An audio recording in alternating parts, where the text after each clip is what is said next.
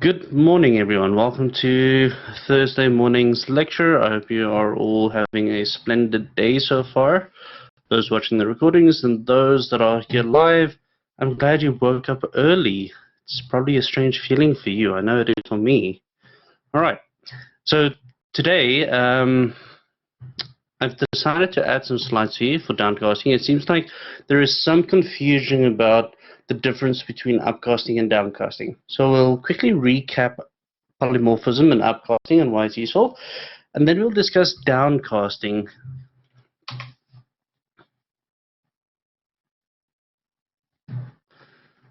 Okay, so to start off with, just one quick announcement. You probably would have seen that you received an email from, it's either the university or Blackboard itself, asking you to do a peer and, so it's a module and lecture evaluation, or module and teaching evaluation. So you'll have most likely one module evaluation, which covers the content of the course, and you'll probably have two teaching evaluations, which basically you get the opportunity to review myself and Mr. Cottrell. Yeah, so if you can go over, just fill that in, and no need to be spiteful, but do be as honest as possible, because we do look at that, we do review them, or we receive them afterwards. We do review them anonymously, we don't get names. But it's useful to kind of see where we should improve. So if you can, please go and fill them out. It won't take too long. It's monkey puzzle questions, and then there's a comment section at the end. And even if you don't have anything to say, just try and add something if you can. It always just helps to improve our own teaching skills. All right. So for today, what will you know by the end of this lecture? What should you know by the end of the lecture is what is downcasting? Why is downcasting necessary? And then if there is enough time, we'll look at how to use a tricast or a direct cast as well. And then possibly a try-catch at the end, but I think we might run out of time, so that will probably go over to next week. All right, so firstly, a recap. Polymorphism. What in this specific subroutine identifies polymorphism? And if you identify the calculate semester mark, then you would be correct, because the calculate semester mark, yes, line 3, the calculate semester mark identifies, or not identifies, but the calculate semester mark has different executions based on the object that it's being called on. So what that comes down to is the fact that calculate semester mark differs for the three modules we've been using so far. So that would be informatics, business management, and mathematics. I say that twice. Informatics. You know the three. We've been dealing with them for a while now. So it is important to make sure that you know where polymorphism takes place. And that's where you have functions of the same name with different executions. If I say different executions, there's different code for each one of them. It just depends on the object itself being called. All right.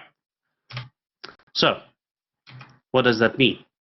Essentially, that means we have a single array of a base type, and in this case, our base type is UJ module. You create a bunch of objects of the derived type and upcast them into the array. So you can have informatics, you can have mathematics, and you can have business management. So you can have many different types as long as it's based on the, or derived from the base type of which the array consists of. So in the first case, you can have mathematics. So the object itself, informatics, the object itself being passed along to the array.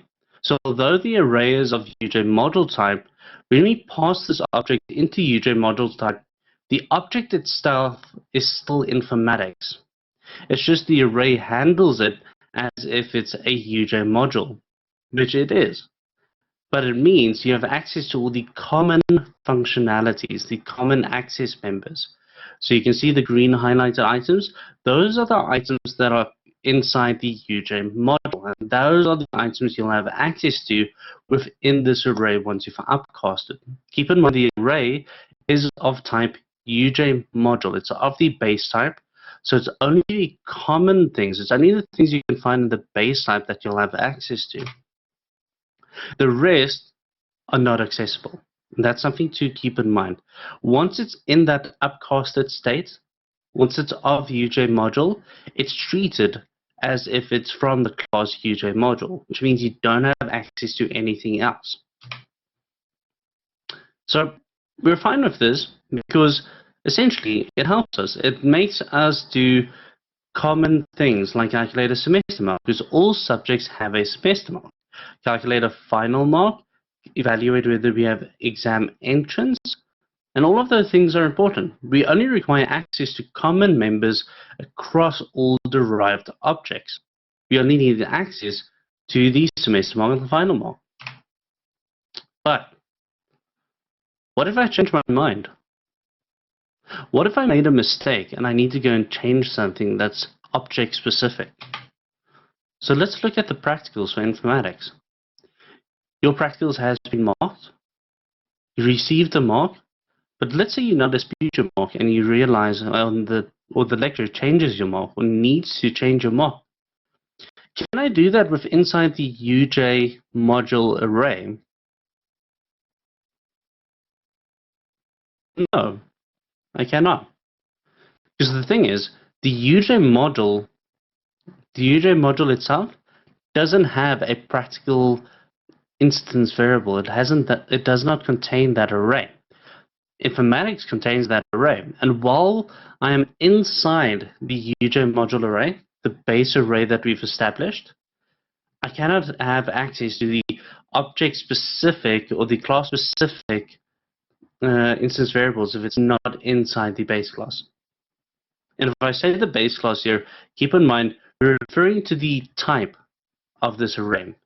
So whether it's type UJ module, type integer, type string, whatever this type is, it's handled like that type. So you only have access to those common access members. So how do you convert back? Because you would have seen for your practical this week, you need to convert back to one of the previous states. So we have upcasting, where you take one of your derived classes and upcast into the UJ module.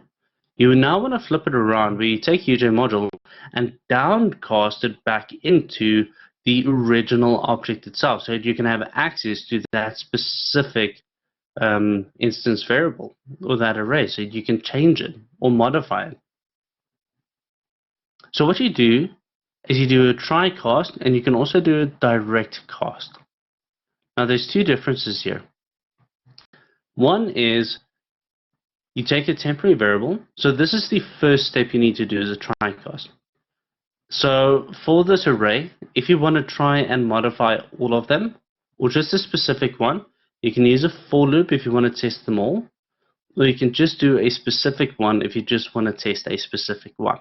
Now, because you are working with an array, you'll most likely have to do it inside a for loop.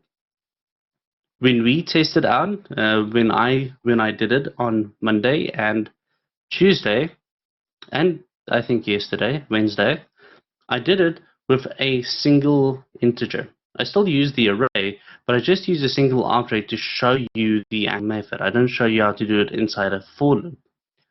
You can assume that the instantiation has already taken place. So we already have our UJ module arrays that's been established. You've already upcasted it inside this array, and this is now when you want to downcast it back into an informatics object. So what you would do is you would have,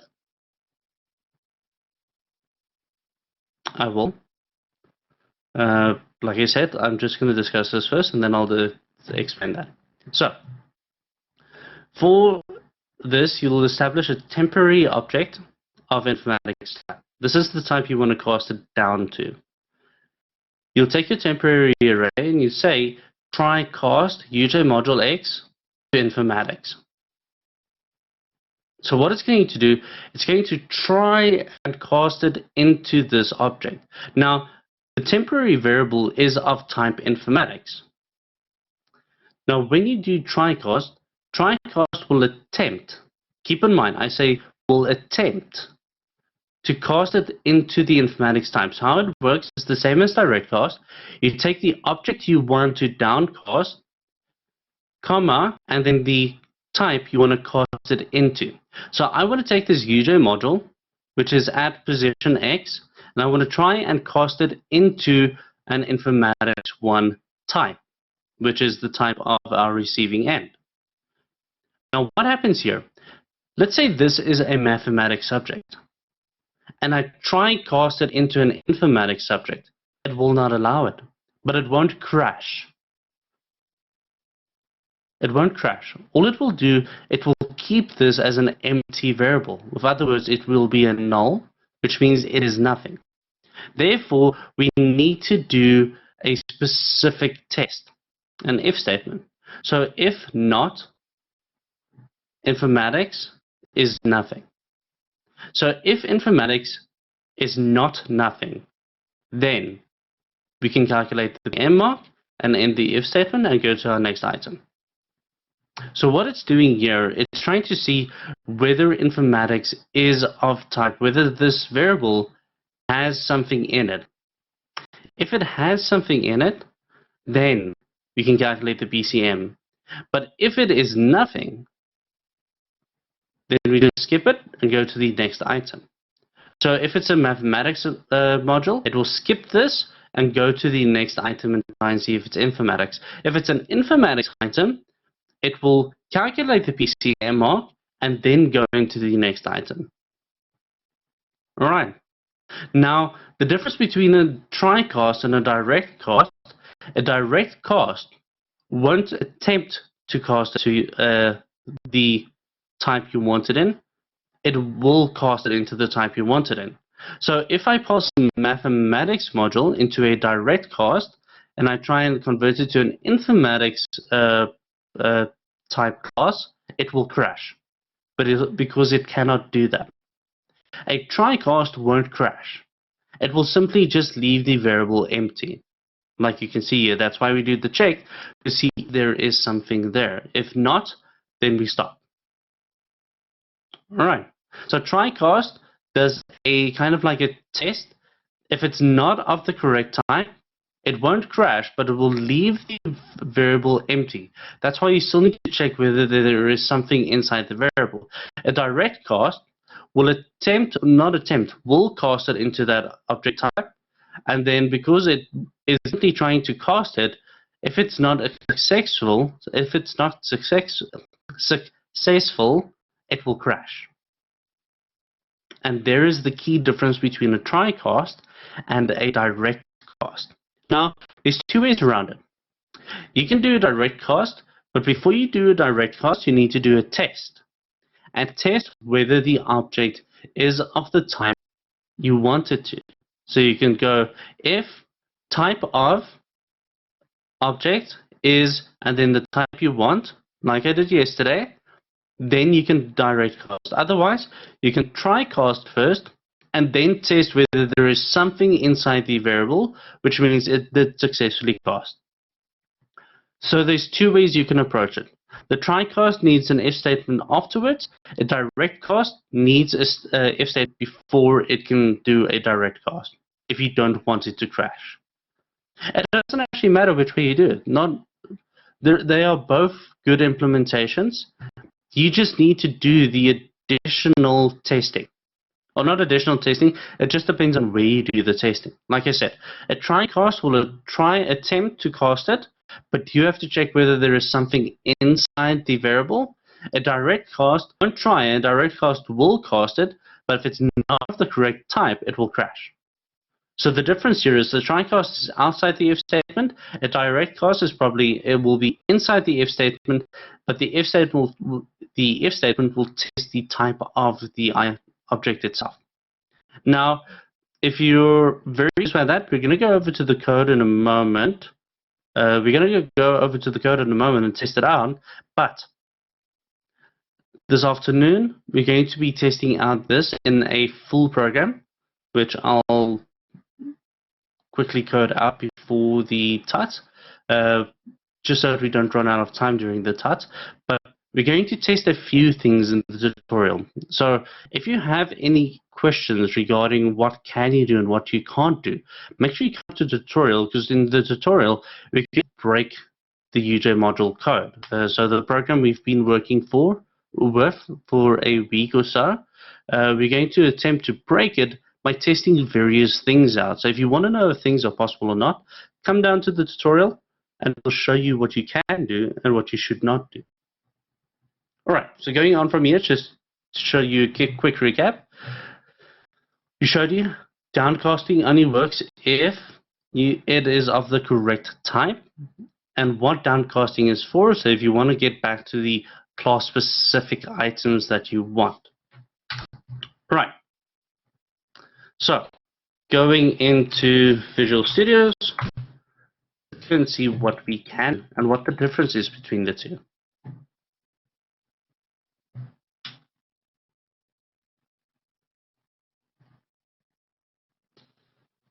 Alright, so let's just take the debugging off here. Alright, so you all remember this code set. We've been using it since Monday now. So we still have our array of subjects, and let's maybe just call this, let's maybe modify this to be more, so let's call this UJ modules.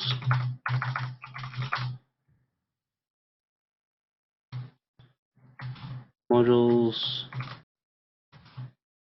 but so we don't get too confused.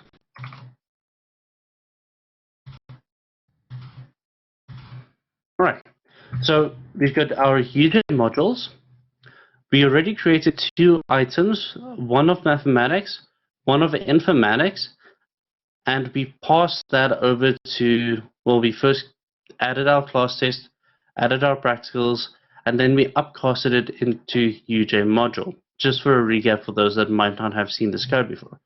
Then we filled it with a test data for the mathematics subject, 50% for your first semester test, 50% for your second semester test, and we also filled the informatics subject with 50% for the first semester test and 100% for the second semester test. Because we all know how to code, but we are too lazy to study. All right. Then after that, what we did is we tested our polymorphism attribute. So we went and displayed, we called the display function inside each module, which simply displayed the name of the subject and the exam or evaluate exam entrance result, which will determine whether we have access to the exam or not. So for mathematics, it used the class implementation of that, where it just simply checked if your semester mark was 30 or above, and then outputted the exam entrance granted, and if not, then it just said maybe you should study next year. Or in the case of mathematics, it would probably be maybe you should study harder next semester, as they have the alternative semester modules. Then for informatics, you have a test. It overrides the function to test whether your semester mark is above 30 or equal or above, and whether your PCM mark is above 50 or equal to. Then it will output exam entrance granted, and if you did not make it, then it's just maybe you should study next year, or it should say you should study harder next year. So the display function outputs the informatics name, the subject name, and then the results of the evaluate exam entrance, and then it also outputs the semester mark for us and the PCM. Just because if we did not make it, we would like to know whether it's the semester mark that caused it or the PCM, so we want that output as well. So, because I upcasted it, I can call the array of all the subjects we have in our array and just call the display function, and it will handle the display for us. Just keep in mind that you want to append. Now, because I'm doing the append, it's not always needed to add the new line command. But if you test it out, you'll see whether you need to add it or not. So the only way to really see what's going on is go and test it out. Don't just go based on what we show you. Go and play with it. Go and test it. Go and see if it works or if it doesn't work. It's the only way you'll learn how to use them, is by trying them and using them successfully, or doing something wrong and learning from that experience. All right. So coming back to our informatics, our informatics has this PCM calculation which returns an integer. So let's say we want to now test. Let's just get back to my form here. Just change this slightly so it's easier for us.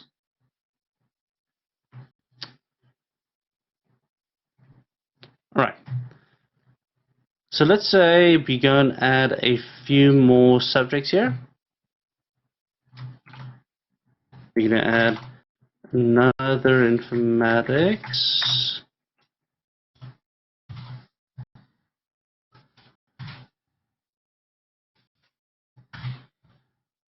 We'll add informatics 3, 4,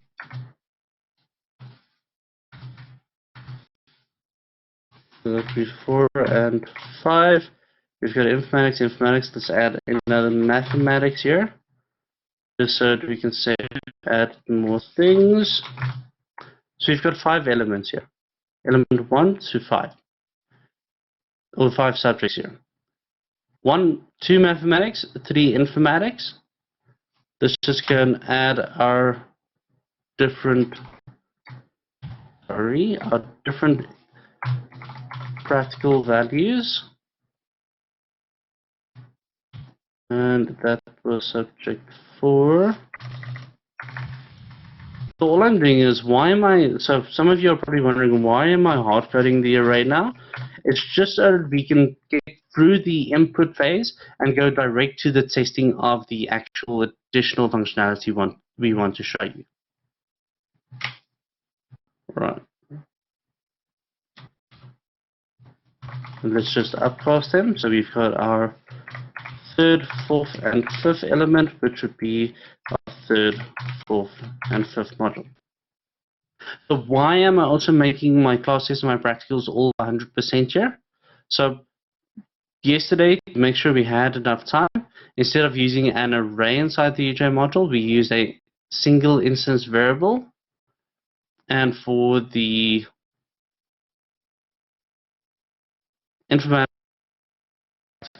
so that if we have this as 100%, we can test to see whether our base class semester mark formula is being executed, or whether our informatics class formula or mathematics class formula is being executed. So I've got my test data there to see which one gives me the correct result, or to calculate what the correct result would be based on the values we'll be giving it, and also the base class one, just in case I get different values, so that I can see potentially where that value comes from. So it's important while testing this, while coding this, make sure you have those set values you want to use, because it will allow you to test to see whether your functions are working correctly or not. And this will most likely show you what is being executed, whether it's the base class, the informatics class, or the mathematics class being executed. Now let's remove this display function, and let's remove the rest of this. So what we want to do now is we want to go and calculate the PCM mark for informatics. Now, we know that the informatics practical PCM mark should be 100%, because we've got 100% for our semester mark, and we've already forgotten, or I've already forgot to add one more thing. We need to change the semester mark values. Let's go and add a few. So let's say student never arrives. So that will be student 3. So we'll give him 0. Never comes to class, never does his practical, never does his work. So good luck next year, I guess. Then we've got mathematics. Is this mathematics? Student works hard, gets his 80%, works harder for the second semester test, gets his 90%, and then his class test, well, he attends them also 100%.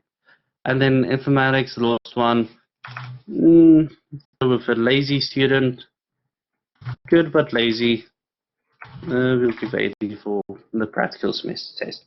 So if you do all your practicals, your practical mark will be high and your semester test mark will be high, because we won't do anything funny in the semester test. Well, we never think it's funny in any case. So What do we want to do? Right now, we want to go and calculate the PCM mark and display the PCM mark of all the informatics subjects. Can we do that in the current state of the array? So this array being of UJ module type. Can I now simply go and just call the functionality? So you do a for loop, so you say for I as integer 1 equals 1 to 5, sorry, 1 to 6, 1 to 5, which means we've got 5, 1 to 5, 1 to 5.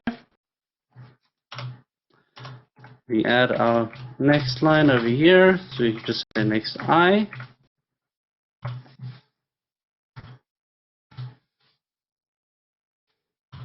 What do we want to do? So we want to go and calculate the semester mark, the PCM mark, and then display that to the user. So we can already see we've got our UJ module, so let's just go and do it. I mean, it's not that difficult. So we take our rich edit box, just get this form here. So I'm taking my rich text box and I'm going to output the values there. So we go text, we'll append the text, and we'll add UJ modules, add item I. We'll probably have to convert this to a string. Dot PCM, and then we can just output the value. I think that's fine, and then we just need to add a new line character.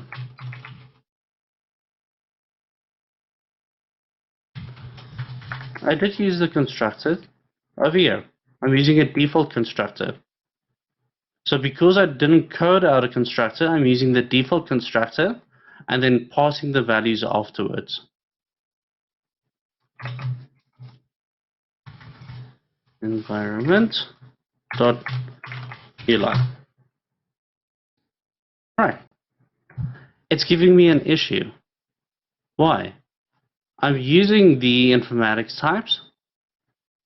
Let's see, informatics has a PCM, but it's not working.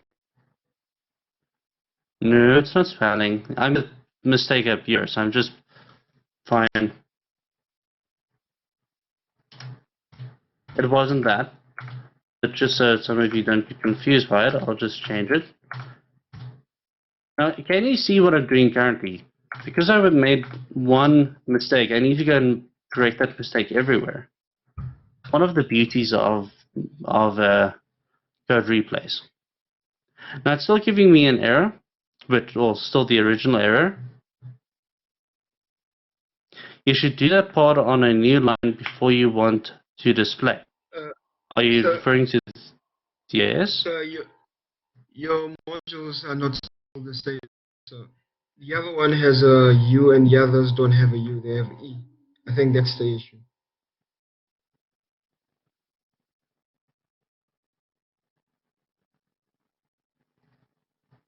Oh. Well, that's technically still not the issue.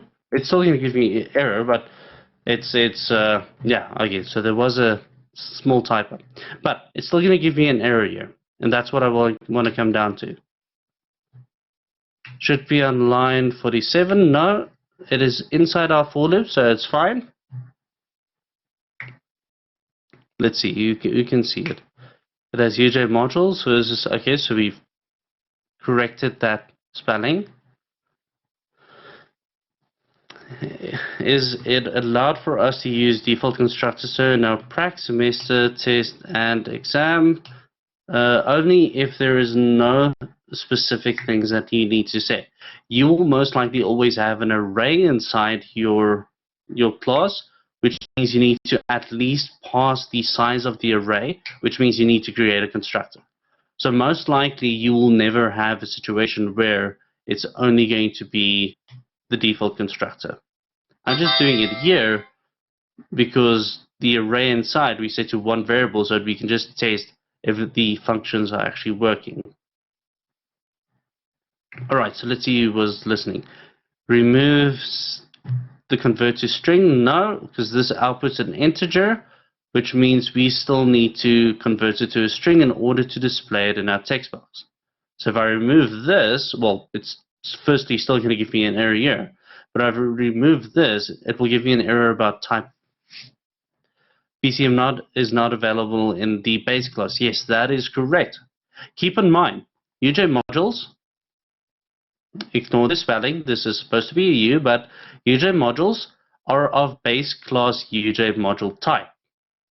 Alright, and what I'm trying to do, let's just fix that one as well. What I'm trying to do is I'm trying to access a function. Now, remember what I said. If it's inside array, we can only access the functions that are specific to that array. Even though the object itself is still of informatics, inside the array, it's considered to be of UJ module type. So let's go to the UJ module. And what do you see? You see there is no PCM calculation here. So that means that we can't access that function because it's an informatics specific function. So now we need to downcast. We need to downcast it before we call this PCM. So how do we downcast here? So for each one of them, and there's two ways in which you can do this, and I'm going to do it both ways. First, we can do a try-cast. So we can create a temporary variable, we'll call it temp over here, as informatics, IFM. Then what we want to do, we want to try-cast this. So we're going to try-cast our item, which is our UJ modules.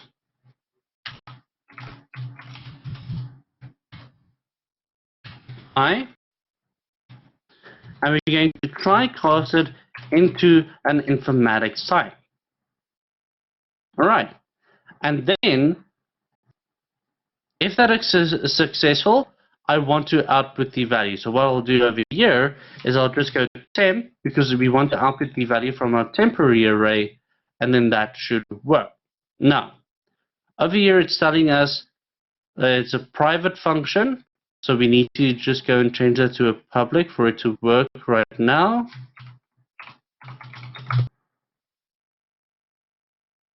All right.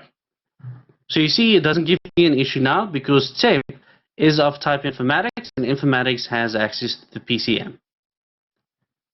Is this correct? Will this work?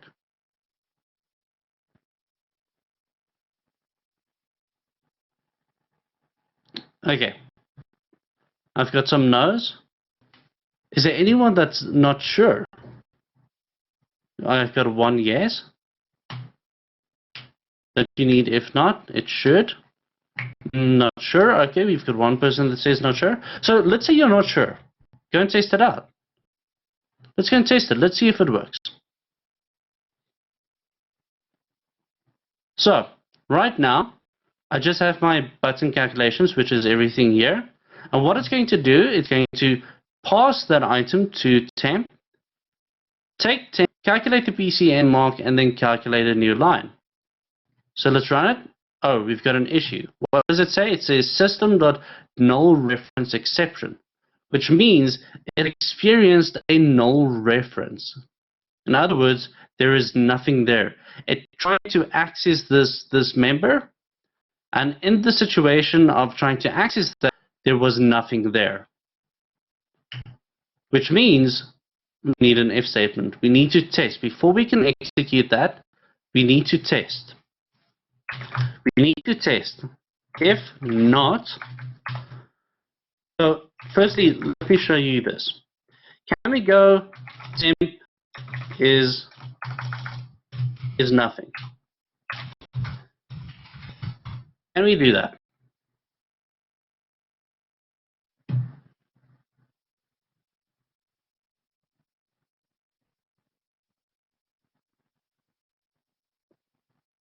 Okay, there is instantiation. There's the constructor. there's the object being instantiated. There's the values being passed. There's the upcasting. There's the semester test being put into each module. So the modules do exist. Here we declare a temporary variable, and we try and cast it into this, downcast it into this temporary variable. So the object itself does exist, but when being cast into temp, this item, if it can be cast into informatics, we'll cast it into informatics. If it cannot be cast into informatics, it will place a nothing there. So your comment of no instantiation, unfortunately, is incorrect there. It's not that there's no instantiation, it's the fact that it cannot be instantiated because it's of the wrong type. So be very careful for your wording. You probably have the right idea, but your wording is just a little bit wrong. All right. Now, coming to this if statement, can I do this?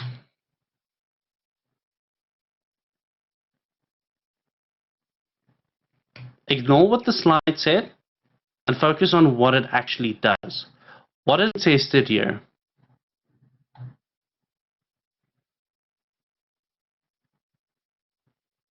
What is being tested?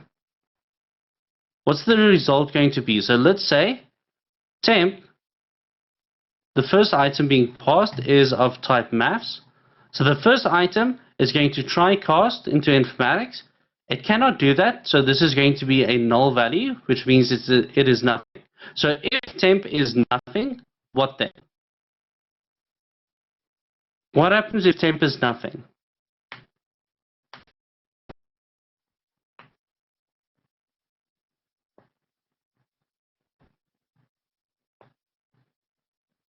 Nothing. Nothing happens.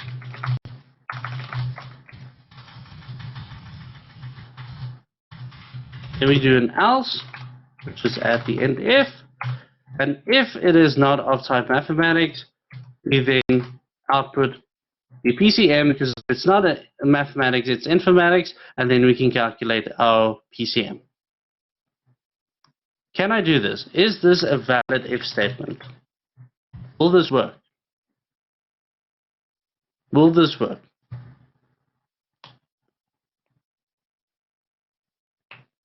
Okay, so you can see it will work. But now, here comes the next question. Will this work if I have more than just the two subjects? Because right now I only have informatics and mathematics inside this specific application. If I add more subjects, will it work then? No.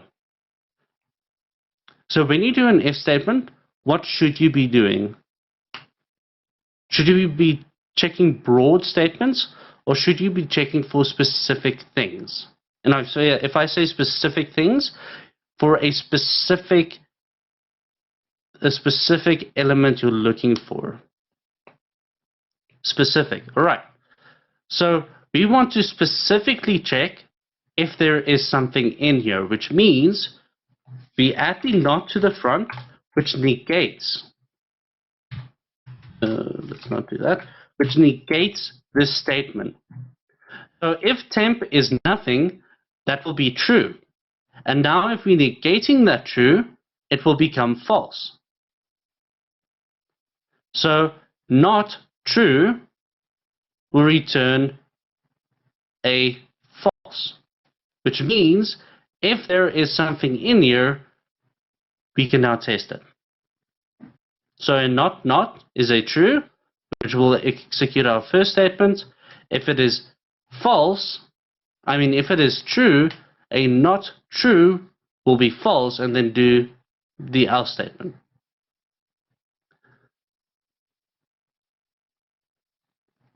Yeah, I'm assuming you guys did the logic gates in first semester, so you'll understand that. If not, then we can just briefly go over it in the TUT this afternoon. No message box. We're moving away from message boxes, so you want to try and avoid using message boxes. Second semester, we just did it. Okay, we can briefly go over it in the tutorial this afternoon, but let's first quickly finish this and see if there's enough time, and then I'll even show it now. It's just a few. It's called logic gates. It's to test whether it will go to a certain condition, what the conditional result will be. All right. So what we're doing now is we try casting, seeing if we can cast into an informatics type. If it cannot cast into an informatics type, it will have a null reference. And if it's a null reference, then it does nothing. If it's not a null reference, if there is something inside this variable, it means it is of informatics type, which means we can then go and calculate our PCM mark and output that to our display. So let's see if that works. Before we continue, let's see if that works. So we click our button, and then we have 3 outputs, so we can see it works correctly. Now, also make sure, once again, if you're using test value, we've got 100, 0, and 88. So let's go and see if that would be true. So for our first item, for all 3 of them, we've got 100, 0, and 100. We've got 100, 0, and 90%. If we look at our formula is 40% our practical mark, 60% our semester test 2 mark. So if we go and calculate that, 100 and 100 will give us 40-60 split is 100. 0 and 0 will give us 0. And then 40% of 100 and then 60% of 90. That should give us 88%, which means our output is correct. This is the one way of doing downcasting. Like I said, you can use a try cast, or you can use a direct cast. So, in the same sense, let's go and do it again. So we've got our temporary variable. I'm just going to do it below here. We got our temporary variable. Now, if you want to do a direct cast, you first have to test the item itself. So if type of UJ model or item is informatics, then we want to do something. So what it's doing is we're doing a test. We're testing the type of. So if the type of the item we're testing is informatics, then we can do something, which means we can output it to our screen and then go to the next item. If it's not of type UJ module, then nothing will happen. It will go to the next item. So can you all see that? You can either do the if statement to test the item before you cast. Oh. I probably need to cast it first. So temp direct cast, yes. Direct. Oh, if I can spell today. Direct cast of the UJ modules.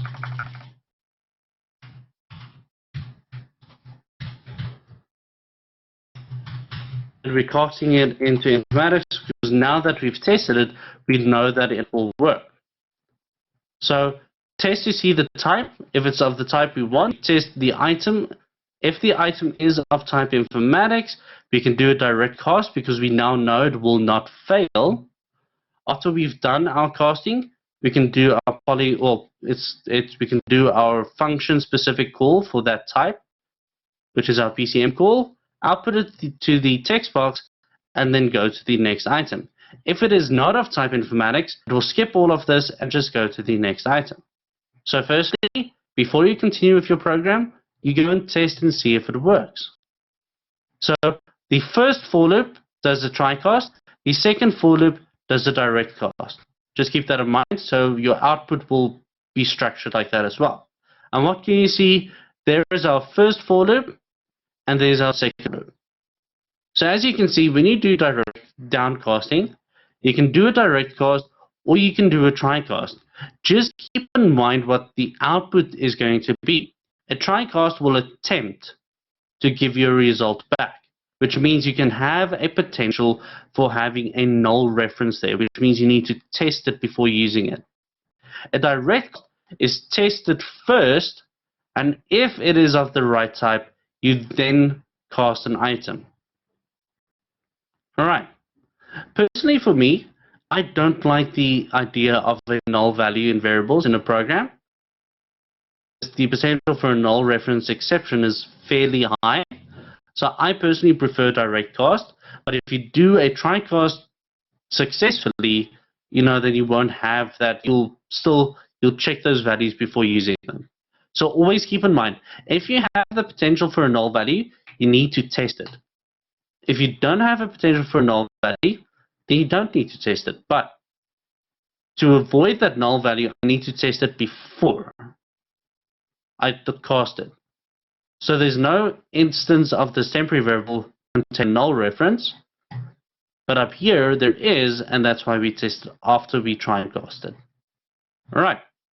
So our first question here is, so we can only direct cast once, or meaning there can only be one line of direct cast / try cast. No, you can do it multiple times if you want to. Let's say you want to test each one of them. Let's go temp as math. Temp equals, we want to try cast this into mathematics now. And then we can do, sorry, this needs to be slightly different. So let's go temp math. So you can do your try cast, and then after that you can just test whether it is, once again, mathing and execute something specifically. So let's go math. Math doesn't contain a PCM, but it does contain a semester mark. There's nothing different in math though, so there's no math specific calculation that we can call that will change our output. But just to show you, you can do try cast multiple times. If it gives me null reference when I try to output my object, I must use direct cast under the text. What do you mean null reference? You should test to see if you have something there before you try and output it. So you shouldn't have a situation where you're trying to test a simple nothing. Upcast. If you're upcasting and you're getting a null reference, then you probably instantiated your array incorrectly.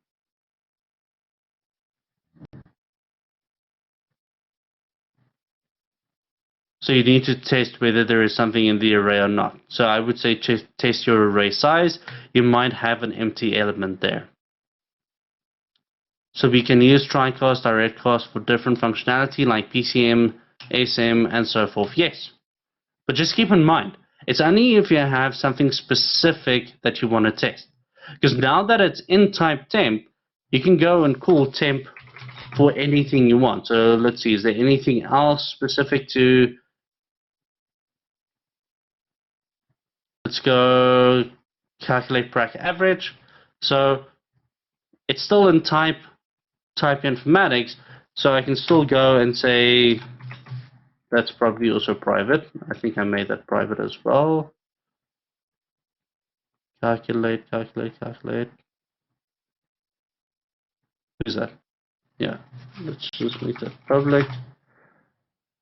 So this is another informatics specific function, so I can still go and call that function.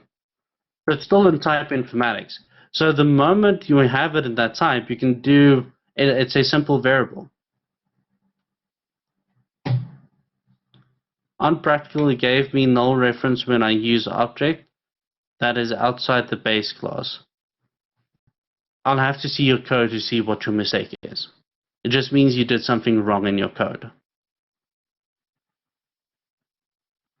Keep in mind, just giving us broad statements of we got a null reference doesn't explain why it went wrong. We actually need to look at the code to tell you what went wrong. Because there are multiple things, there are so many things that go wrong in just this small section of code. If you just tell me what the actual error is, I can't tell you on what specific line it is or what specifically caused it. There's multiple things that can cause errors. It's not a one solution fits all. I need to see the code to tell that. And for the person that sent me his code at 12:30 last night, you need to tell me what your question is. I'm not going to be your debugger. If you have a specific question, you can send me your code and I'll answer that specific question. But if you just send me code and be like, fix, I'm going to reply with, no, I won't reply at all.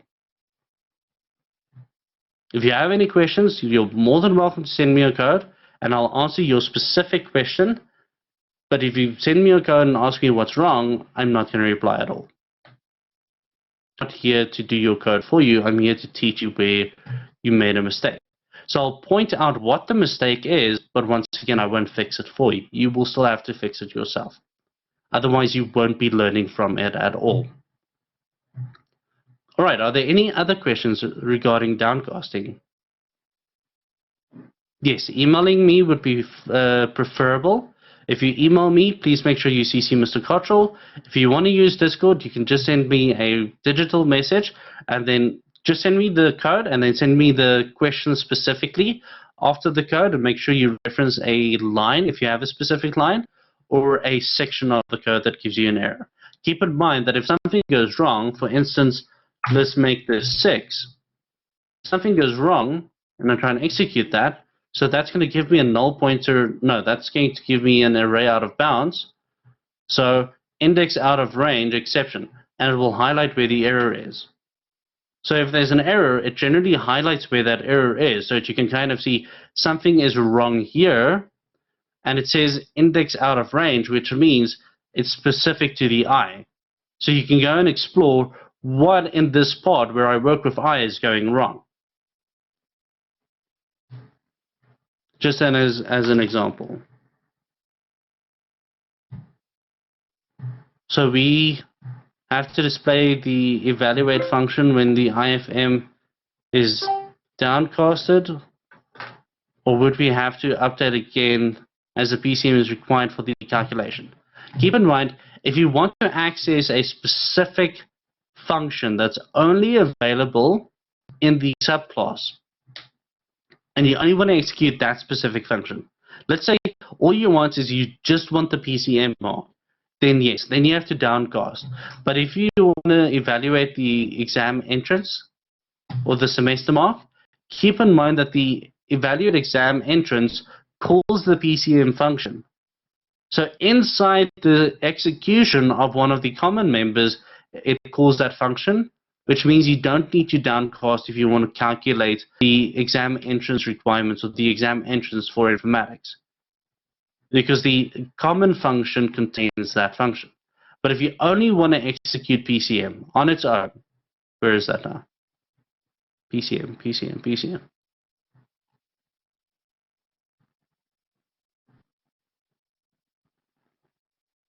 Here's my PCM. So if you only want to execute PCM on its own, then you would have to downcast. But if you're going to execute a common function, even if that common function contains a class-specific function, then because it's a common function, it is overrode and it will execute. The idea here is just if you, let's say you made a mistake with the practical marks. Let's say we need to change this practical mark. Then I need to downcast because this practical mark is only accessible inside informatics and not inside UJ module. And if you want to calculate or execute the average, just the average, nothing else, then you'd have to downcast. But if you want to calculate the semester mark, you don't have to downcast because the semester mark is a common function. It's inside the base class. Sir? Yes. I meant as in like, if the PCM was supposed to be inputted by the user, would we have to like downcast first in order to get the PCM, then upcast to calculate the evaluate function? All right, is this now when you Is this when you're instantiating the array? So is this before you even use the array, or is this once you've established the array but you want to go and make a change? When I've already established the array. Alright, so what you're referring to is the fact that you have a potential for a PCM instance variables. Yes. Alright. If you have, once again, if it's a derived specific variable, something that's only in the derived class, then you need to downcast. So if you're storing the PCM, you would have to downcast it in order to go and change that PCM mark. And would we have to upcast it again to calculate the evaluate function? Well, you can call it still in its state if you want to. Look, there's the other way you can do that. Let's say you've got the semester mark, and when you calculate the semester mark, you need to calculate the PCM mark. So let's say we do, let's change, let me just get this. Let's say you do the, let's go and add a private variable, or instance variable, and call this PCM as integer, because that's what you're referring to. Let's say you go and do that. And now instead of having a PCM function, we add a PCM subroutine. So there is no return, but all it does, it makes the PCM mark the value it is. Right. Now, to call this function, I need to go to my code. Let's go here. In order to calculate the PCM mark, I need to downcast. Did I make it a private member? Oh no, it doesn't produce a value. So in order to do this, you would just go and call the function itself. So now I'm downcasting.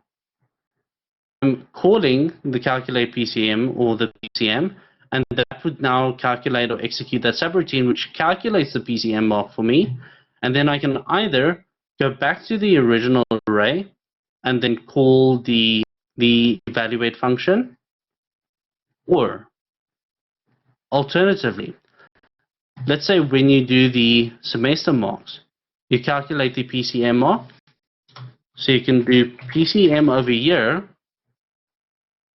It will calculate the PCM mark, it will set that value, but you can call still this function from your UJ module. So it depends on how you want to set it. If you want just calculate the PCM mark and not do the semester mark, then you would have to downcast yes. But if you use a common function, you can still call class-specific functions inside that common function as long as you can call the common function. If that makes sense to you. Yes, sir. Thank you. All right. So it just depends on the execution. Look, it's application specific. Some applications are easier to explain in terms of the derived functionality and when you need to downcast. All you need to understand from downcasting is the fact that if you have something in the derived class and you want to access it specifically, just that function, then you need to downcast it. If you're using a common functionality, something that's inside the base class, then you don't need to downcast. Even if, like I said, even if the base class implementation of the overridden function calls that PCM mark, you still have access to the common function. So it's still of type, if you look at the array, it's still of type informatics inside the object. It's just the way the functions are being called is based on what is contained inside the UJ module. So UJ module contains a semester mark function. But when it gets to that specific object, because it's of type object informatics, it will go to that specific execution and execute that semester mark function.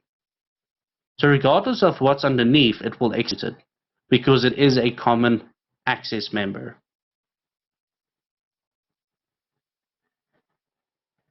Yes. Sir, Yes.